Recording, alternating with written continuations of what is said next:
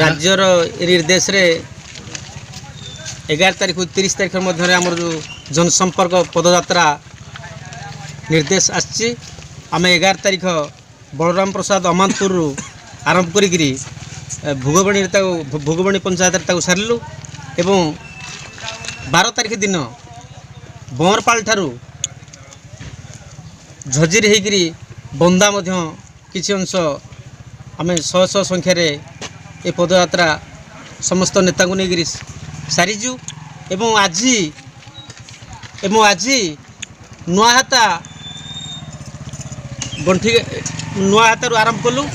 जुरा गाड़िया ठारू आरंभ करी आज गंठी गाड़िया को शेष करूँ आउ तीनोटी पंचायत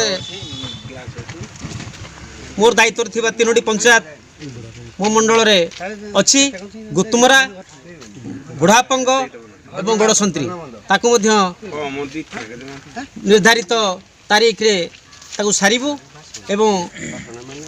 आज आम पाखे बहुत समस्त नेता उपस्थित थिले एवं आउ जो 3 दिन रहिला हमर पदयात्रा यांको सारिबु।